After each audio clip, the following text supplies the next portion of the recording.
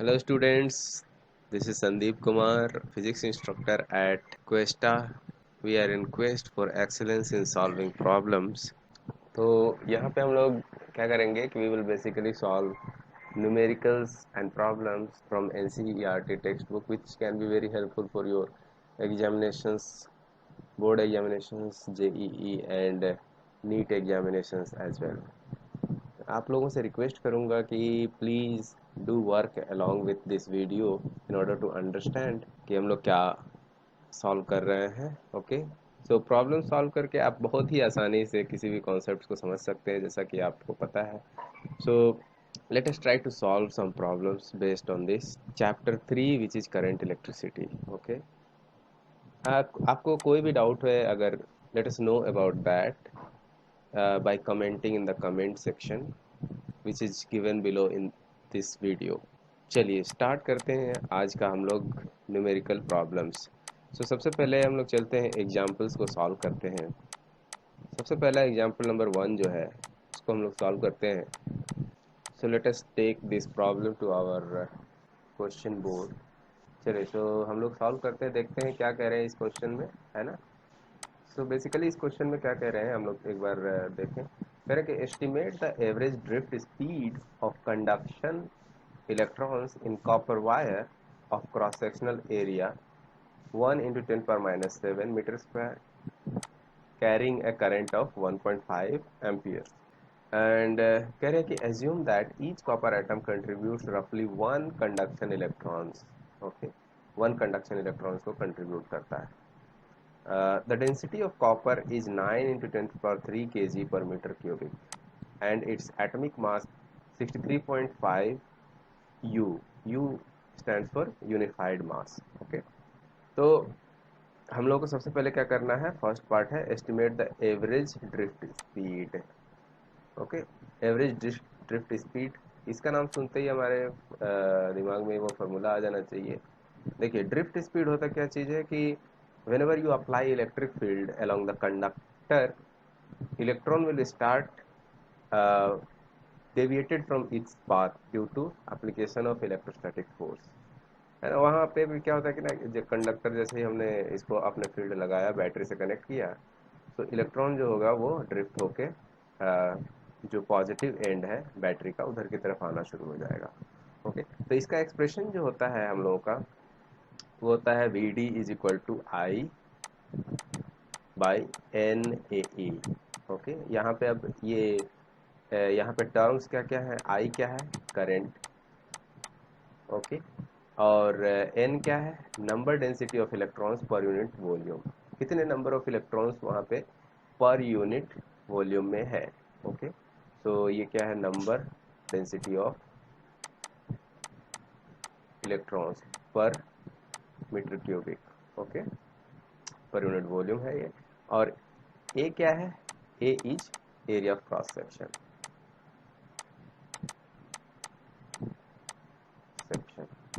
Okay, अब हम देखें कि हमारे पास अवेलेबल क्या क्या है यहाँ से। ठीक है, कहते हैं estimate the average drift speed of conduction electrons in copper wire cross sectional area 1। देखिए क्रॉस सेक्शनल एरिया दे रखा है इन्होंने, तो हम लोग लिख लेते हैं यहाँ पे क्या क्या है हमारे पास। क्रॉस सेक्शनल एरिया है 1 इंटू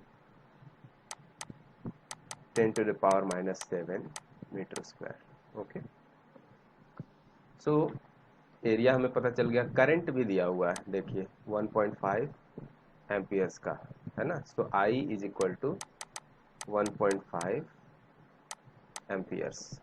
ओके, और नंबर डेंस इलेक्ट्रॉन, ये जो ई क्या है, e is charge on electron, magnitude of charge on electron. Okay, जो कि होता है 1.6 into 10 to power minus 19 coulomb का, है ना। तो ई भी दे दिया हमारे पास 1.6 इंटू 10 पावर माइनस 19 कूलम।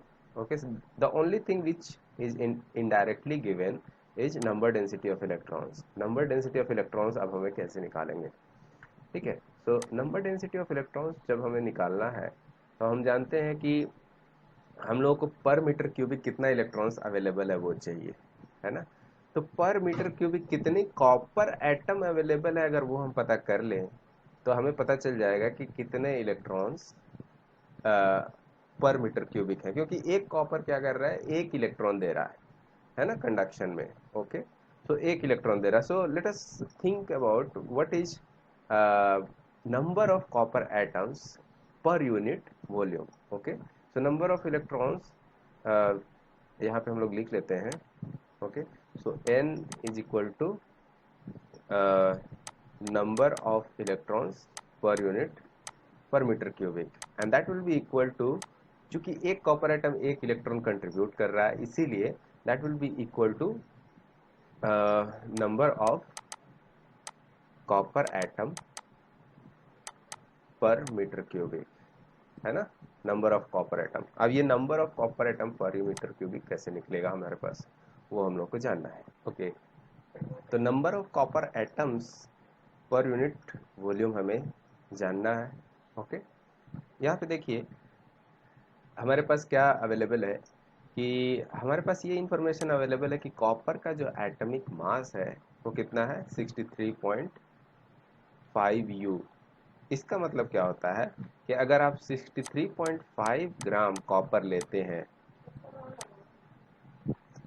तो 63.5 यू का मतलब क्या है कि 63.5 ग्राम कॉपर अगर आप लेते हैं, तो उसमें जो नंबर ऑफ कॉपर के एटम्स होंगे वो कितने होंगे, वो होंगे एवोगाड्रो नंबर के बराबर, एवोगाड्रो नंबर के बराबर। Okay, equal to Avogadro number.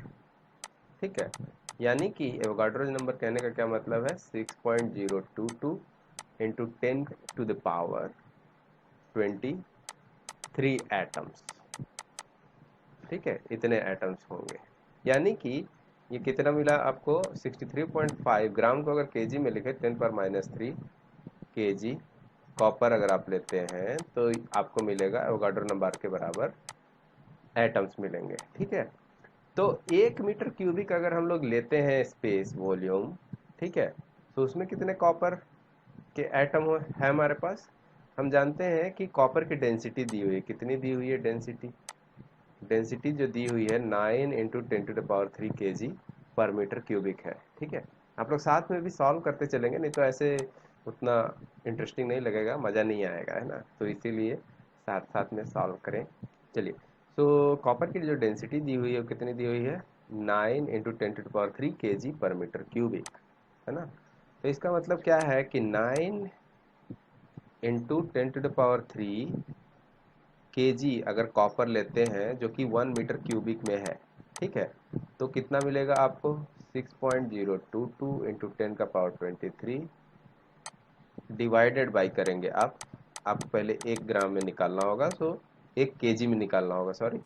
तो क्या करेंगे, उस 63.5 इंटू 10⁻³ kg से डिवाइड करना होगा, and you will have to multiply the amount जिसमें आपको नंबर ऑफ कॉपर एटम चाहिए।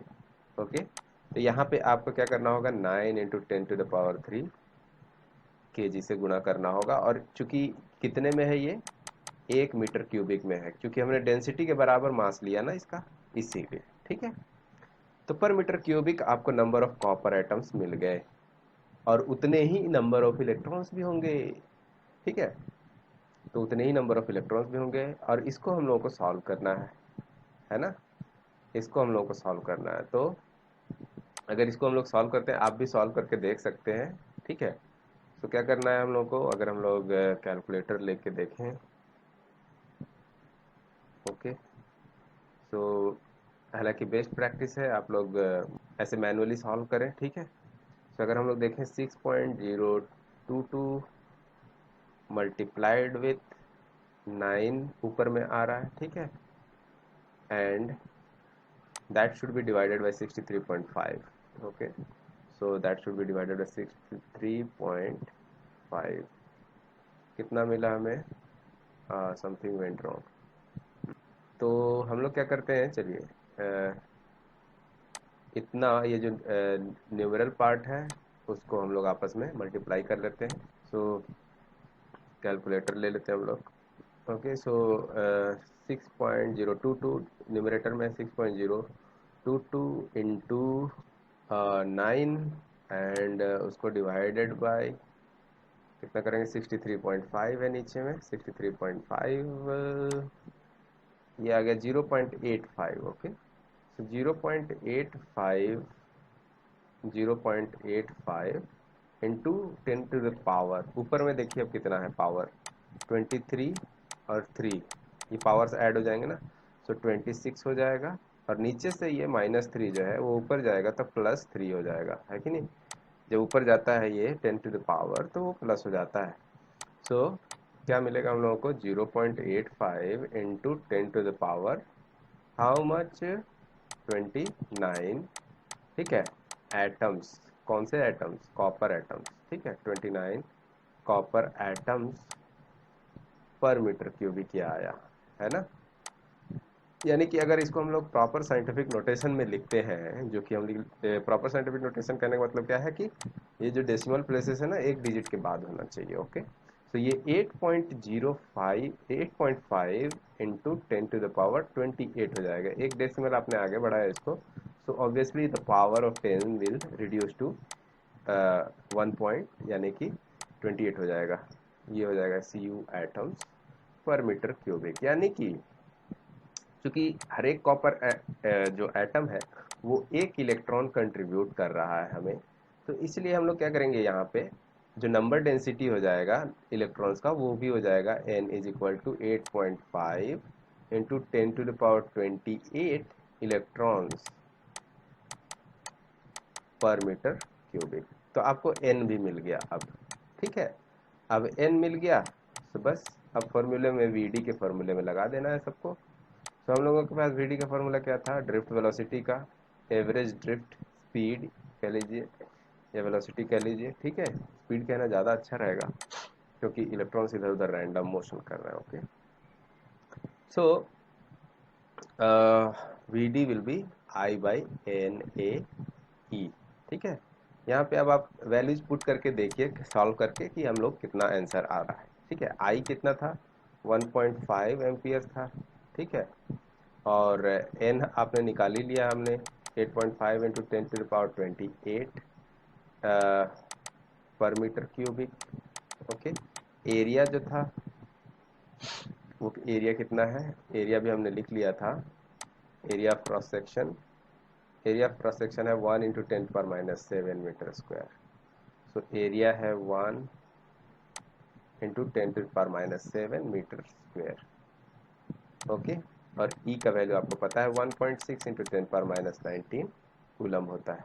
So just only one thing you have to do is put part and get the answer. Okay. So इसमें plug in कीजिए values and get your answer. So let us do that as well. So जैसे ही हम लोग put करेंगे इसमें तो हम लोग को मिलेगा क्या ये। तो यहाँ पे अगर आप सॉल्व करेंगे सारे वैल्यूज को पुट करके so 1.5 divided by 13.6 will come like 0.11 approximately and ये 10 का पावर 10 to the power 2 जो है ऊपर जाके 10 पर -2 हो जाएगा ओके। तो इसके बाद अगर हम चाहें इसको प्रॉपर साइंटिफिक नोटेशन में लिखना so drift speed comes like 1.1 into 10 to the power -3 metres per second okay. यानी कि देखिए ड्रिफ्ट स्पीड जो है बहुत ही कम है यानी कि बहुत ही स्लो ड्रिफ्ट होता है इलेक्ट्रॉन्स का। यानी इलेक्ट्रॉन्स अगर एक जगह से दूसरी जगह जा रहा है तो उसके ड्रिफ्ट होने की यानी कि अपने पाथ से एक्चुअल पाथ से डेविएट होने की जो स्पीड है that is very small okay. So इसको आप लिख सकते हैं drift speed is equal to 1.1 mm per second okay. So this is your answer for the part A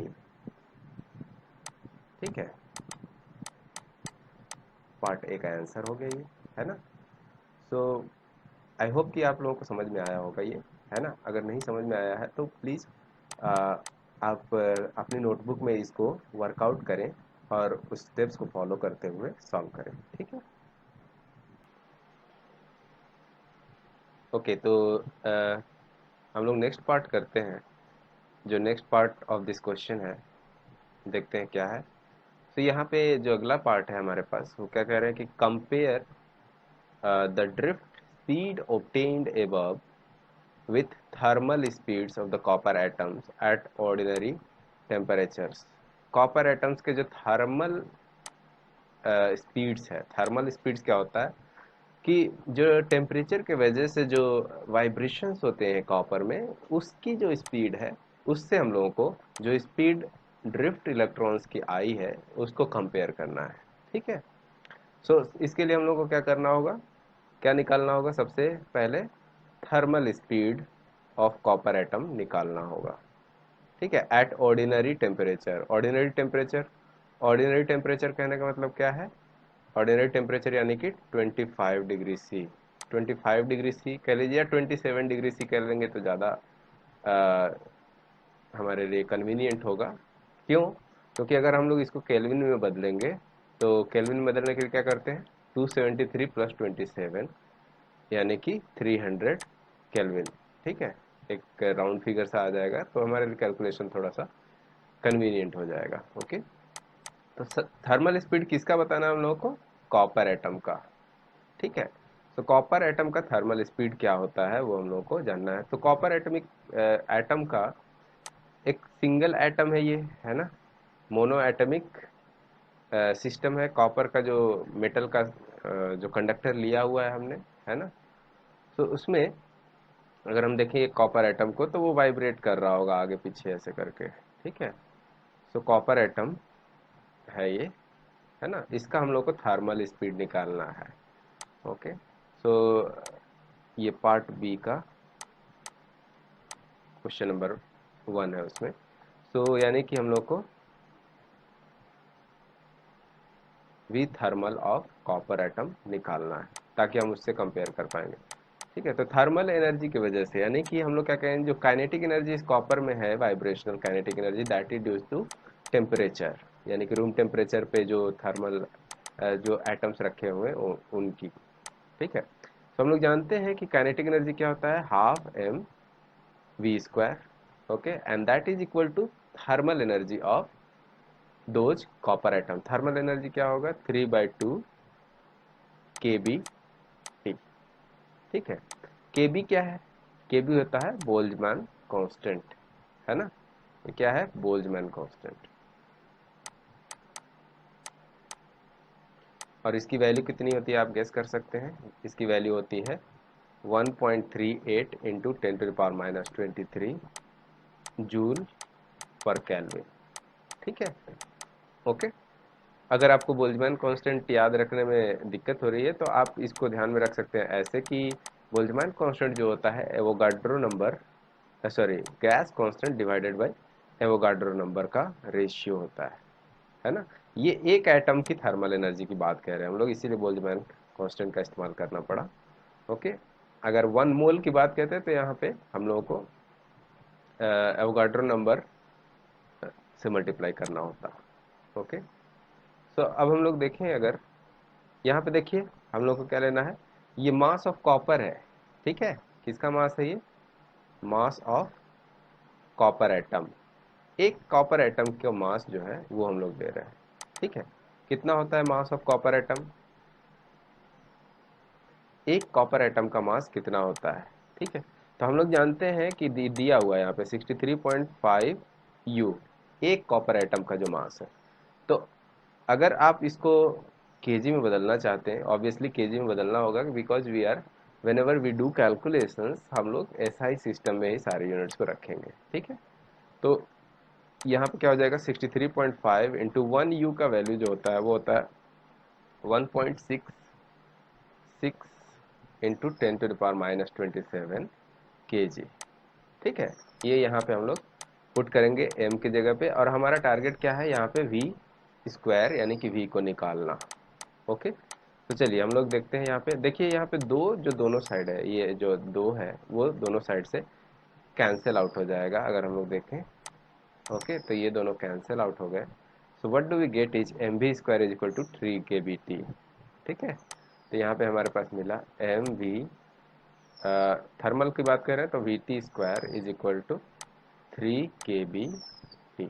ठीक है, तो अगर हम लोग को थर्मल स्पीड चाहिए तो हम लोग यहाँ पे अगर रीअरेंज करेंगे सारी चीज़ों को तो देखेंगे क्या, 3 kBt डिवाइडेड बाय, ये मास राइट हैंड साइड में जाकर डिनोमिनेटर में चला जाएगा, और चूंकि स्क्वायर है तो ये वी टी निकालने के लिए आपको स्क्वायर रूट करना पड़ेगा।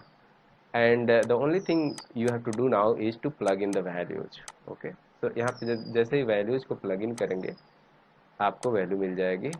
तो यहाँ पे 3 इंटू 1.38 इंटू 10⁻⁻23, टेम्परेचर 300 केल्विन है, और divided by mass of the copper atom यानी कि 63.5 इंटू 1.66 इंटू 10⁻⁻27 केजीज में लिख रहे हैं हम लोग। ठीक है, इसको जब भी हम लोग सॉल्व करेंगे, तो इसको अगर हम लोग सॉल्व करेंगे तो हमें क्या मिलेगा, thermal speed of copper atom will be, चलिए सॉल्व कर लेते हैं हम लोग साथ में। ऊपर में जो भी पार्ट है उसको हम लोग पहले कैलकुलेट कर लेते हैं। ठीक है, सो इसको पहले कैलकुलेट कर लें। सो हम लोग को मिलेगा क्या, कैलकुलेटर में अगर हम लोग देखें, 3 इंटू 1.38 इंटू 300 ऊपर में आ रहा है। ठीक है, तो ये आ जा रहा है 1242। ओके, सो 1242 आ गया यहाँ पे, इंटू 10⁻⁻23 डिवाइडेड बाय, नीचे में क्या आ रहा है, 63.5 into 1.66, 63.5 sorry into 1.66। Okay, so ये ऊपर नीचे में आ गया 105.41 इंटू 10⁻⁻27। ठीक है, और उसका है ये स्क्वायर रूट, है ना। तो जो थर्मल स्पीड है दैट इज इक्वल टू, अब इन दोनों को आपस में डिवाइड कर लेते हैं। ठीक है, यानी कि 1242 divided by 105.41। Okay, 1242 divided by 105.41 कितना मिल जा रहा है आपको, 11.78। सो इट इज 11.78 इंटू 10⁻, ये 10⁻⁻27 है, ऊपर जाएगा तो प्लस हो जाएगा, यानी कि 27 प्लस हो गया -23 जो पहले से 23 था।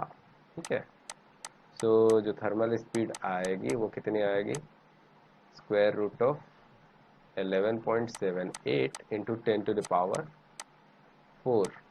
है ना। So thermal speed will be square root of 11.78। अब स्क्वायर रूट ऑफ 11.78 क्या होगा वो हम लोग देख लेते हैं। 11.78 और उसके पावर में जो है it will come like 3.43 into 10⁻²। Square root से बाहर निकालेंगे तो जो पावर है वो हाफ हो जाएगा इसका। तो हमारे पास क्या मिल जाएगा हम लोग को, थर्मल स्पीड जो मिलेगा वो मिलेगा 343 मीटर पर सेकेंड। ओके ओके, तो ये जो थर्मल स्पीड है कॉपर की, वो देखा आपने, ये कितने ऑर्डर ऑफ मैग्नीट्यूड ज़्यादा है ड्रिफ्ट स्पीड से। अगर हम कंपेयर करें, ड्रिफ्ट स्पीड कितनी आई थी, 1.1 mm पर सेकेंड, है ना। इतनी कम स्पीड, यानी कि 1.1 इंटू 10⁻³ मीटर पर सेकेंड। ओके, तो अब हमें कंपेयर करना है, तो हम लोग चेक कर सकते हैं कि वी थर्मल और वी जो ड्रिफ्ट स्पीड है इलेक्ट्रॉन्स की, वो कितने ऑर्डर ऑफ मैग्नीट्यूड का डिफरेंस है। तो अगर हम लोग देखें, V thermal of copper divided by V drift of electrons, अगर हम लोग रेशियो देखें तो ये 343 डिवाइडेड बाय, अगर ऑर्डर ऑफ मैग्नीट्यूड को देखें तो देखिए इसका ऑर्डर क्या है, 10⁻² ऑर्डर का है, 10⁻²। और इसका जो ऑर्डर है वो कितना है, 10⁻³ we are talking about orders only. तो यह देख सकते हैं आप 10⁵ ऑर्डर्स का यहाँ पे रेशियो है, विच मीन्स जो थर्मल स्पीड है वो 1 लाख गुना ज़्यादा मैग्नीट्यूड है उसका थर्मल स्पीड का। जो कॉपर के एटम्स का वाइब्रेशन है दैट इज 1 लाख टाइम्स 10⁵ मतलब 1 lakh times more than the drift of electrons. Okay, I hope this is clear to you. Okay, चलिए तो अगला पार्ट हम लोग देखें, speed of propagation of electric field along the conductor which causes the drift motion. इसमें क्या करना हम लोग को बताना है कि speed of propagation of electric field जो है उसके साथ कंपेयर कीजिए ड्रिफ्ट स्पीड को। ठीक है, तो इलेक्ट्रिक फील्ड कितनी तेजी से जाता है आप अगर देखें तो इलेक्ट्रिक फील्ड का जो स्पीड होता है वो लाइट की स्पीड के बराबर होता है ना। लाइट जो है इलेक्ट्रिक फील्ड की स्पीड से ट्रेवल करता है, यानी कि इलेक्ट्रिक फील्ड का जो स्पीड हो जाएगा, सेकंड पार्ट की बात कर रहे हैं, स्पीड ऑफ इलेक्ट्रिक फील्ड से हम लोग कंपेयर कर रहे हैं। स्पीड ऑफ इलेक्ट्रिक फील्ड कितना होता है, स्पीड ऑफ लाइट के बराबर है ना, equal to speed of light. Sorry for my filthy handwriting, please if you don't understand anywhere please let me know in the comment section by commenting in the comment section। okay, तो speed of light कितनी होती है, 3 × 10⁸ metre पर second. ठीक है, अगर हम लोग इससे कंपेयर करें ड्रिफ्ट स्पीड को तो ड्रिफ्ट स्पीड बहुत ही कम है इसके कंपैरिजन में, इसके कंपैरिजन पे और भी ज़्यादा कम है ना। इसको हम लोग सी से लिखते हैं। अगर सी बाई ड्रिफ्ट स्पीड आप निकालते हैं, ऑर्डर ऑफ मैग्नीट्यूड की बात देखते हैं तो 10 के ऑर्डर में है स्पीड ऑफ लाइट, और जो ड्रिफ्ट स्पीड है वो कितने के ऑर्डर में, 10⁻³ के ऑर्डर में। तो कितना आ जाएगा, 10⁻11, which is very very, speed of light is way more than drift speed of average drift speed of electrons। Okay, चलिए आई होप कि ये सॉल्यूशन आप लोगों को समझ में आया होगा। Thank you.